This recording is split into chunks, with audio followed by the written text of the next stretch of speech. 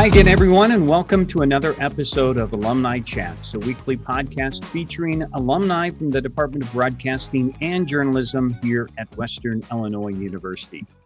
My name is Buzz Hoon, and I'm the host of the podcast. Today, for the first time ever in the very short history of this podcast, we are featuring two people at one time, two for the price of one. So please welcome Bill and Katie Schroeder. And Katie, your maiden name is Lubavitch, is that right? Yep. Yes, it is. And you graduated in 93, I believe. Yeah. Yep. And you, while you both were here in the early part of the 90s, I think Bill is the official graduate of 98. What class he was missing? Yeah, that's really interesting. I don't know what my official year was, but because It was of supposed to be 92. no, it was 91. 91, 91 sorry. was my official year, but then the ghost of Sharon Evans haunted me because of one course that I needed to complete. But maybe we'll get to that. So yeah, I think I'm officially like a 96 or 98. Did you look it up? I did. Am I looked it up. 98. So I'm 98. Yeah. Of course. I like I always younger have to do my background. That's awesome. So welcome and give everybody an update of where you are and what you're doing right now. And then we'll kind of work our way up to everything that you're doing. Okay, so first off, it's a pleasure to be here. And, Katie and I, as you know, as you just said, we're alum of the department, and our heart is still there, and we owe a lot to that. And we'll talk a lot about that as we get into our story. But, Katie and I currently own an advertising agency based out of Northwest Indiana that is focused on the veterinary community worldwide. So we happen to service, our wheelhouse would be small animal veterinarians.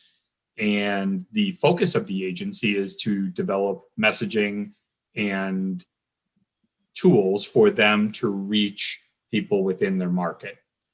So Katie takes a lot of the operational things under her wings and drives the agency. I'm pretty much an educator, and I'm out there within the community, the veterinary community, helping them understand the latest concepts and developing really bad dad jokes. And personally, Katie and I are the proud parents of two daughters. Madison is 25 now. She'll be 26 in June. Holy cow, she's 25. No, she's 24. She'll be 25 in June. Okay, good. So hopefully Madison's not seeing this. So Madison's 24, and then Lily is 18. Madison's in law school, and Lily is about ready to go to Indiana. They'll both be at Indiana. That is so wonderful. You have such a not only an outstanding business, but a wonderful family. And we're going to explore a little bit more about your business. But let's turn back the clock a little bit here to you both deciding to come to WIU, and you cross paths in Sully Hall. And tell us a little bit about how that happened, because that was even before my time or around that period of time. And so I don't know the story. Well, Bill was more on the engineering side of the newscasts, and you did do the sports, didn't you? I did sports, yeah. Yeah, but his true passion was always the engineering side of it, and mine was the talent side. But I had to do the engineering, and I'm glad I did. But at the time, that was the most tough part for me, is to try to figure out how to use all this equipment, and when really I was only concerned with being on the camera and doing that aspect of it. But Bill and I met because, like I said, he was working the newscasts and I was working at being in front of the camera on the newscast. So it worked out nice. There was never any competition or any fear of that, because she would have squashed me if that was the case. If that's the case, it would have been like, get out of my way because I'm going to win. Yeah. So no, it worked out good. But the reality is that, so the actual moment was me. I was in Sully Hall running the teleprompter. And if you remember, Buzz, I haven't been in the studio in many, many years. It might be old school. I may not even do it like that anymore. And as soon as you walked into the actual studio, on the right-hand side, right inside the door, is where the teleprompter operator sat with remember the dial that we used to use, Buzz? Absolutely. The whole script, we'd have to type it in. Yeah. And so I'm running this, and the prettiest girl I've ever seen comes onto the set. It's the first time I ever met her. And I'm like, holy cow, who is this person? So I muster up enough courage to ask her if she wants to do something later on. And, to ask her if she wants to do something. And what did you tell me? You told me no, because I told him no, because I was hanging around Saley Hall because my friends were still in school. This was, of course, before the internet or cell phones existed. And there was a guy that I was trying to make sure I didn't call. So I had to leave my room so that I wouldn't be near a phone. And so I was up in Saley, and I was like talking with Bill, and I'm like, oh, he's so funny. He's making me laugh. And he said, do you want to go to the reg? And I knew I could not be there because that guy that I was trying to avoid was going to be there, and that would blow my whole cover. And so I said, no, I don't want to go there. And then I left, and I walked the whole way back through the union, through the court, through everything. I thought, geez, was he asking me to go out? And here I was like, no, he doesn't realize why I didn't want to go out. And so that's back when the dorms actually gave us a little phone book with every student and their phone number in it. Right. I called Bill, and his roommates answered, and I was like, is Bill there? And they're like, who is this? why would a woman be calling for him? Would be a bill collector, or are you his counselor? So I said, I left a message. He called me, and we ended up going out, but we didn't go to the reg. So it was good for everything. And then that was it. That was True. it. True. And certainly the attraction must have been that Bill's got such a great personality. My God, it was that. He constantly makes Wait me a second laugh. here, guys. What the hell is going on here? Years later, What the hell? Being married, and he still cracks me up. But what the hell is happening here? You're like, obviously. It must be his humor. Obviously, it can't be anything about how we look. We just went bypass that. No, so help us out here a little bit. So you and I think that I was a senior when you were getting your master's. Yep. In And 91. In 91. So I was a senior, and you part of your student teaching was running the crews that would go out, right? That's right. And I think that's where you and I first met. I think you ran my crew that would go out and gather pieces during the day. That's where I think it started, 91, right? That's right. With the big tape decks that were separate from the cameras, and the huge tripods, and Do you know I still have all my tapes of my 3-part series and everything that I had to graduate? I'm like, where can I get these made into something that I can actually see now? I don't know. Interesting. Yeah. So some other things about WIU memories. What do you guys remember? Other classmates and activities that you were doing. What kind of comes to mind back from that period of time? Well, I've got some. Certainly, I'm fond of so many people, and we saw Tim Abshire and Tim and Laura Abshire, back in New York last 2 years ago, and we've stayed in contact with a handful of other people. And that, one thing that I remember is the department being so rich, meaning that we were so tight, and everybody understood one another, and it was like a little club back then. And one thing that I look back with such fondness is being able to stay in contact with the people that were part of the department. Sharon and I go way back, obviously into the mid 80s, late 80s.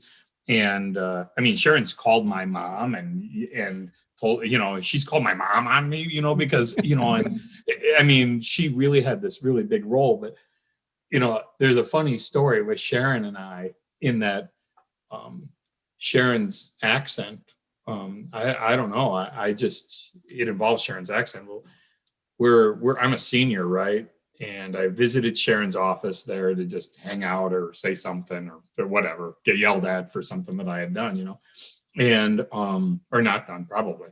And I come in there and she goes, "Hey, I'd like you to get the word out there that I'd like everybody to come up because we're going to have a keg in honor of all the students graduating and everything." And I'm like, "Really?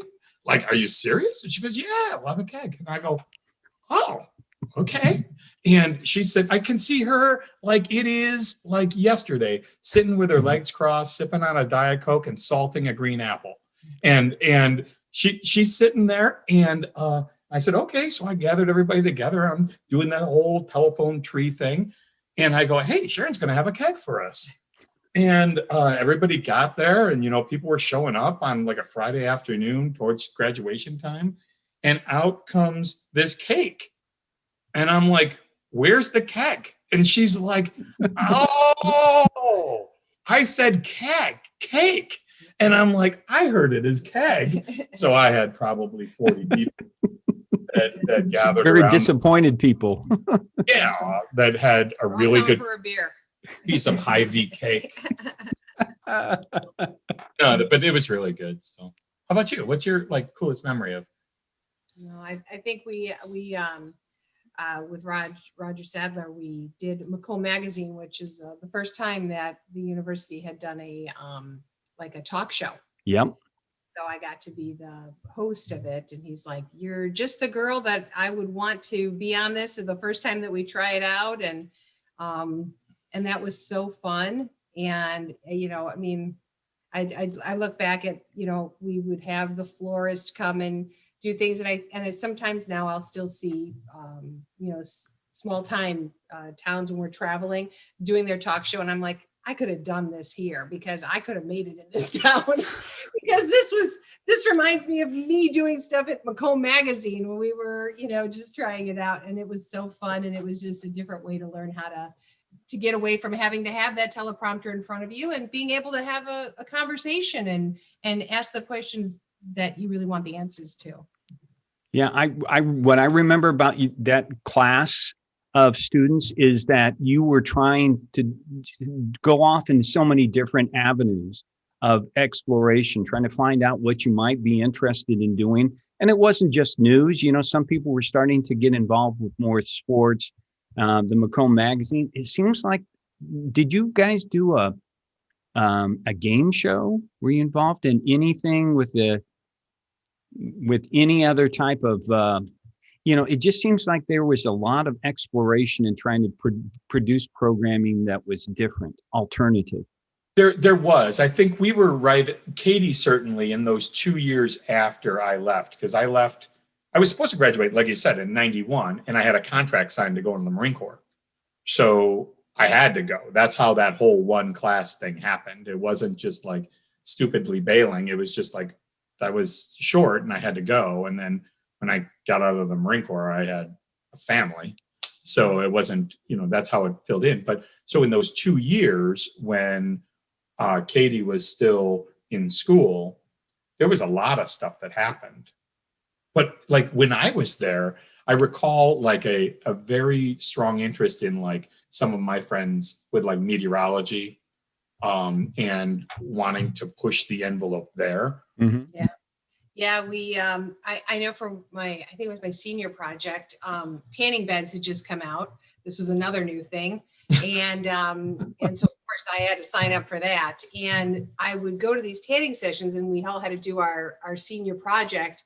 And mine was based on the tanning salon and how it affects your body. And so I had, of course, I talked it up about, this is going to be so fun, and I'm going to bring cameras in here. And so we talked all about it. And then for the second part of my series, I went to a dermatologist, and he gave like this whole thing. And now it was more of an investigative talk show. And then I did the third part, and it was kind of like, well, you probably really shouldn't be doing this tanning, things. And we played it on the air, and the guy who owned the tanning salon called me, and he was so upset. I don't think I got to go back for any of my sessions because I was too afraid to walk in the door. I remember crying to Sharon, like, I didn't know how this was going to do, but it actually taught you something for, on being an adult. And he said, I think I gave him a copy of the tape and said, oh, you should watch this. And he was really upset. And Sharon was like, why did you give him a copy of the tape? And I was like, I don't know.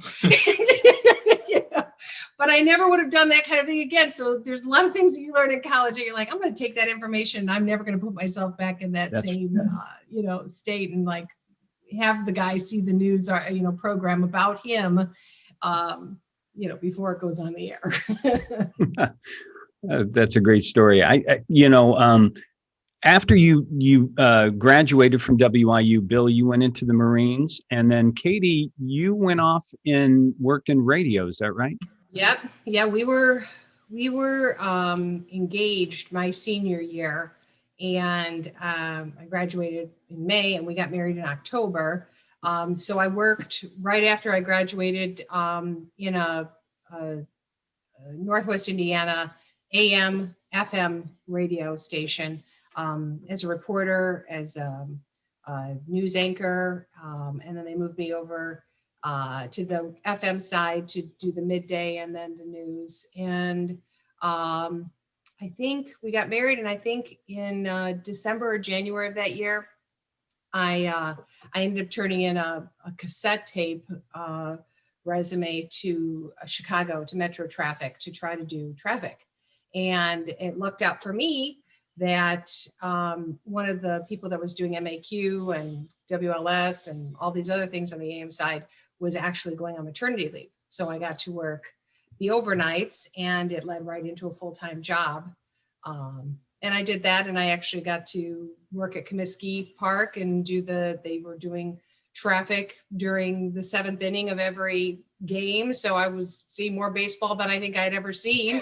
And, it was a whole bunch of fun. And then we had Madison, and I was doing voice work as well. And that's how the advertising agency started, because it was fun to work on Chicago radio. But the radio never turns off, especially on holidays, weekends, when everybody wants to have a good time.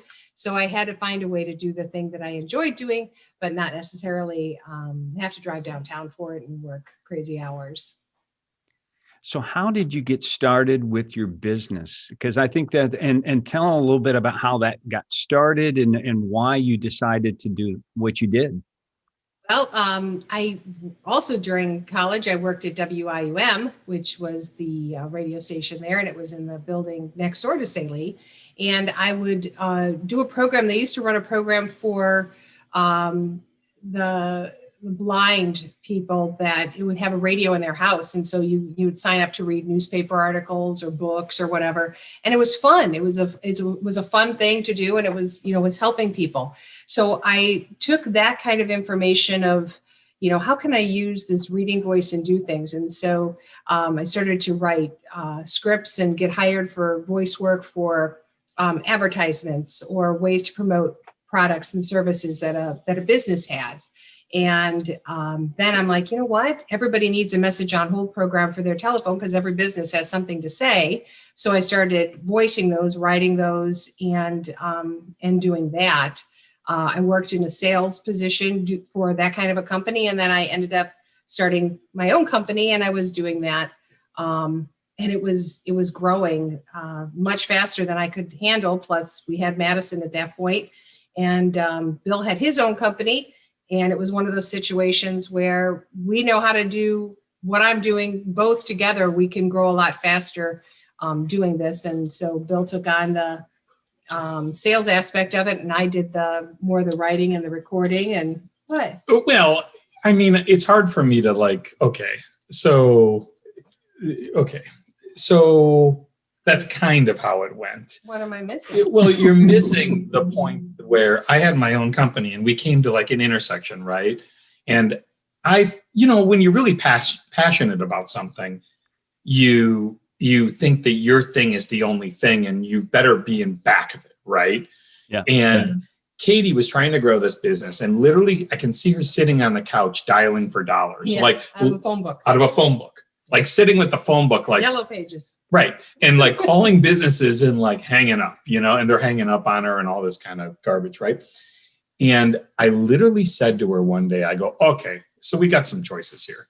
Like, you can go to work for somebody, you can go to work for me, and we can do really great things for me. And I had, of all things, an investigative agency at the time. We were doing insurance investigations. And of course, because you want to come with me because my idea is going to be the best and it's going to be super successful, not like this piddly little garbage that you're trying to put together, right? Or you can just stay home and raise our kids. And I tell this story because the end of the story is, not long after, I sold my business to my partner and I came to work for Katie. And then we've grown this business together. And it's been 20 some odd years that we've been doing that together. But it started with a really ignorant point of view and an obnoxious comment that I wish I hadn't made, But Is. it must have been that one of the scariest things that you both had done together, though, isn't it, to make that commitment towards that one business? Well, yeah, because it was taking our eggs and putting them all in one basket, and now it was time to roll up your sleeves and start working. Because now this had to be able. We had just bought a house. Right. We had just had a kid, there was a lot of things, and now we're going to sell your business and put it all into this. But we took that opportunity, and it's funny because I remember my dad had taken me out and we bought a filing cabinet and had 4 drawers. And I think I had like 3 files to put in it. And I kept opening up the drawer and closing it. I'm like, someday I'm going to fill this whole drawer. And now I think we have like 30 filing cabinets, and I sit there and people say they want another one. I go, we don't need any more file cabinets. We're done. We don't need it anymore. Yeah, we got a file room. We need. And I laugh, and every time I open it, it's like I'm having to pull it because so many are shoved in, and I'm like, I keep going back to, someday I'm going to fill this whole drawer, and that's changed a bit. Changed a bit. And now there's about 40 of us for employees for our team. So we've got a great management staff, and but it's been a lot of hard work and a lot of crazy things that we've found a way to get through it. And it's based upon what we learned and how we just need to, keep your head down and keep running. That's the way to get through. Yeah, I often say that owning a business and well, in our particular case, I would say that it's the greatest, worst thing that we ever did in our lives, because the great side, it affords like all of these opportunities for us and our family, and the ability to be more flexible. And, we've recently had some things, Katie was recently struck by a car and suffered a traumatic brain injury that had her in intensive care for a long time, and all this kind of stuff. And, you talk about stuff like that, and you talk about the ability to care for your kids, and that's all wonderful and everything. And the time we were able to spend together as Katie recovered, but it's kind of like the makeup for all the things that you miss, all the things that go in that people just don't see. Things just don't happen. And if I had $1 for every time I sat maybe at this exact spot or in my backyard and said, just let me work at Subway, or to no fault of, I don't want to disparage the efforts of anybody, but give me a job where it appears as though I can go home and not worry about anything else. Yeah, because we often say, and I still say it all the time, you'd say that we have 2 children, but I would tell you we have 3. One is the company, but as that child gets bigger, it actually becomes, more needy. A bigger baby. Yeah. That's the truth. The others, they go away and they stop talking to you. And this one is like, everybody needs something. And you're like, I can't lift you anymore. You're so big. But that was when we actually had worked at making a good transition to a great management team, because it was a lot for Bill and I to be handling all of those kind of things without that help. Yeah. And still growing. You know? Yeah. But not only did you find an area that was going to be successful for you, you know, the way that you were able to continue to find that niche, you know, to find your role, and to, you know, have such a, I think, a very successful business. You've won awards for what you've been doing. You know, that really is amazing. How did that happen? Oh, Well, we worked a lot of trade shows, and the veterinary industry is what we had, you know, we started out and specialized in, but we can do our work for any company or any kind of business. But we know that industry, and they're kind people, so it works out well for everyone. But I think a huge part of our transition came when Facebook came out and started to offer businesses an opportunity to use it as an advertising tool. And this was something very new. And Bill dug into that, and he actually became a speaker on the national circuit, and was started to share different ideas that you know, veterinary practices could do to try to use this whole incentive of, hey, people are here. How are you going to get, you know, people? Well, you need to figure out how we're going to get onto Facebook. So we started with that, and then that's when we actually moved into websites, and we started developing that, and then really working hard on the SEO and PPC. And again, so when people are looking for a veterinarian, they've got the good way to find it. And by really digging in and learning how to, again, roll up your sleeves and, okay, we're going to add this to our collage of different services that we offer, because we wouldn't really have grown. As much as I love doing the message on hold, we could never have been where we are now if it was still just message on hold. You have to be able to add on, you know, different products and services that all kind of can work together too. yeah. I'd love to tell you that it was planned. I totally would love to be able to say, well, okay, one night we sat down and we drew this roadmap that was going to get us from here to there. It was almost an accident how it all happened. And you know, I mean, truly, sometimes I'll come off of a stage someplace, and I will have been addressing, you know, 5,000, you know, people about, you know, marketing or something like that. And I'll look out and I'll say, oh my goodness, how the heck did I get here? Like, how am I all of a sudden authority on, you know, veterinary marketing? And so there was a huge evolution that happened there. The reality is that it was a response to the great work that our team did, and that we started with a very trusting client base that needed what we had. Mm-hmm. And then we fulfilled their need with really good products and services that were driven by really talented people who really cared about what they did. I mean, they truly were invested in the success of the project and the success of the client. And pretty soon it literally started like, I mean, I guess the way that we started paying attention to social media and digital marketing is the fact that people came knocking on our door saying, hey, we know you've got this great telephone on hold product. We need you to do our website or our digital marketing. Yeah. And we said, no, we don't do that. And then it's like, wait, we better do this or we're going to die. Yeah. So then it just evolved. I mean, and we constantly keep evolving. We actually went through a brand transition. I'll never forget this, because we used to be called On Hold Advertising, because that's what we did, on hold advertising. And then we rebranded to InTouch Practice Communications.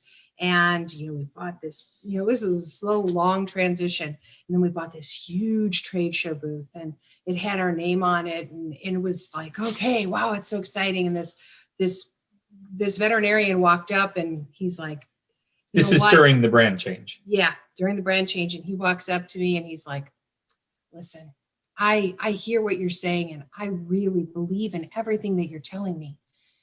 But I got to tell you, there's another company on this trade show floor. They're called On Hold Advertising, and all the veterinarians love them. And I just sat there. I'm like, that is me. That's me. And I'm like, that's our company. And he's like, I thought your name was InTouch Practice Communication. I'm like, oh. And so I like started, to have heart palpitations. I'm like, oh, all this stuff we've changed and I don't want to change what everybody knew us as. And so I often think, okay, no, that was us. And we just kept growing. And I think a lot of the things is it can't be based upon money and what you're going to make. It had to be about compassion and, going and saying, we're going to help these veterinarians because they're not marketers. They are great at taking care of pets, but they don't know how to get that word out. But we can, and our job is to help them make money, because if we're doing that, then they can grow on their team and they can have other people that can have a paycheck. And so it was always based on trying to help another business grow. It was never based on we're going to get rich. That would have had probably a completely different answer on how it worked. Yeah, for sure. Well, your compassion, when you said that, I mean, that is so evident. And I've gone to your website and I see the way that you have fostered a team environment for your employees. I mean, it makes me want to work for you guys. That's what a lot of people say that. Yeah. So why is that important? It's all about people. Okay. So I would challenge anyone that's listening to this or watching this to come up with a situation that doesn't boil down to people. And even in the space that we work within, where everybody gets hyper focused on animals, dogs and cats mainly, those dogs and cats wouldn't be around, or they certainly wouldn't be in a veterinarian's office if it wasn't for the people.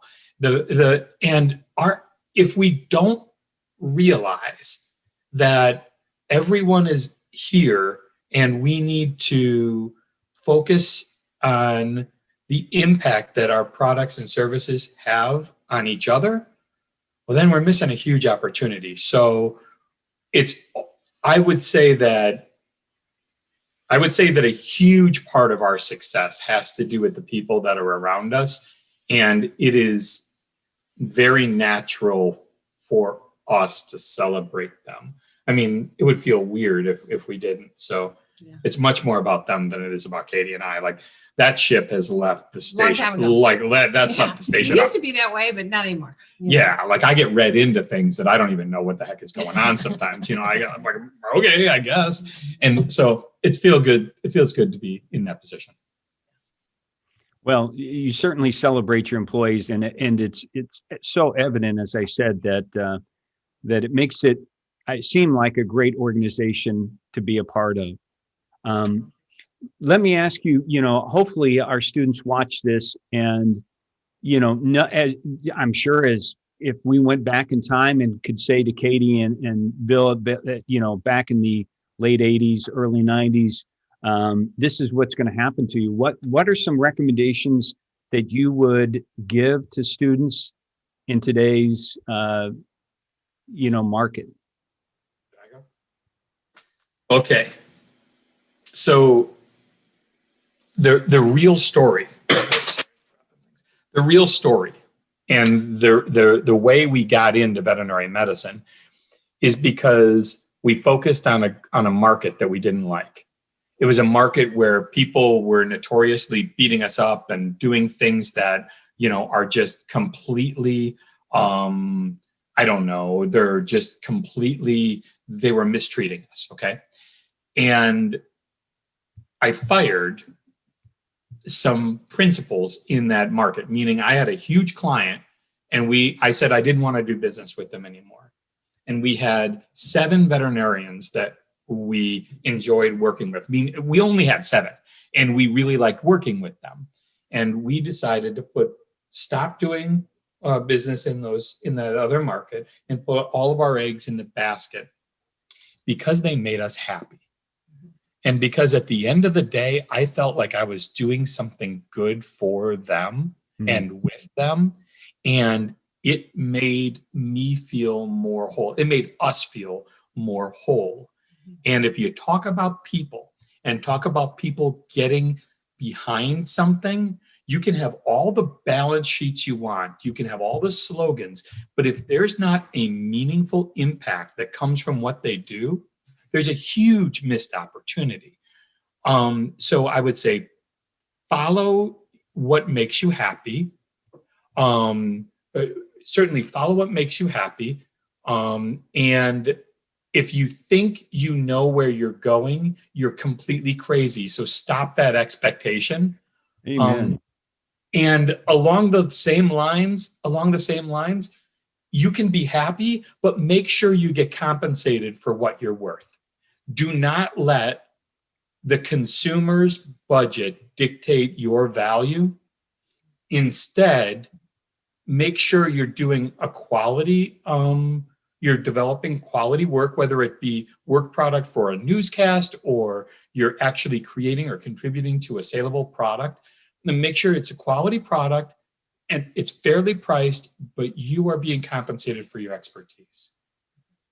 You know, that's what I would say. And again, I want to underscore, if you think you know where you're going to be, write that down and, do that thing that you did in 4th grade where you write yourself a letter. Yeah. Yeah, I was going to say the same exact things probably as Bill, and probably also just obviously trying to put your thought process into something that you enjoy, because that's the thing that really you can keep going with. Because when you're doing something that you love, it's not, you've read those memes, and it's not feeling like work because you're truly loving it. So you're just doing something that you enjoy doing. You might not be doing it for the reason you originally set out to do, but it doesn't mean that you're not doing what you enjoy doing. And therefore then you're happy, and every day is I don't set an alarm. I wake up every morning, I jump out of bed, and I'm ready to hit the day. I do that every day. I've done that every day. I don't think about it. I'm like, I'm not going to, never. And I've actually told employees that they should be very afraid the day that I don't want to get out of bed, because that's when you're in a different mindset. And as long as I'm ready to jump out of bed, we can keep going, and we're going to keep going and attacking it, and we'll find a way. We might have to go under the table. We might have to go around it. We might have to go over it, but it doesn't matter. We're going to get to the other side. But it's all part of not changing your mindset and knowing that you're going to succeed. It's just, how are you going to succeed? Well, I think that it's such a wonderful story when I think back about how it began here on the WIU campus, in the 90s, and I'm so happy for both of you that the success that you've had, but as you said, it's really just about your happiness and about the fact that your wonderful family. I think it's just a great reflection of the type of people that you are, the type of work ethic that you have, and the compassion that you have for other people. It's wonderful, and I just want to take this moment to say thank you for being on the podcast. It's a pleasure, and thank you for all of the great memories. Yes. Thank you. Thank you. Hello, Sharon. Yeah. Hello, Roger. Hello, Sam. Yeah. I wish Everett Nelson were alive. Yes. Everett Nelson. How about it? Right. Yes. And hello, everyone. Great staff at WIUM that I got to, hang out with. And that was exciting. It was new, and it's all good. All stuff. All great memories. We're very grateful for everything. Yep. So. Well, thanks for catching up with us. We appreciate it. And again, thanks for being the first couple to be on the podcast. Hopefully, we're number one. Number one. Okay, so remember to join us again next week for another talk with a WIU alumnus from the Department of Broadcasting Journalism. Until then, stay safe, take care, and God bless.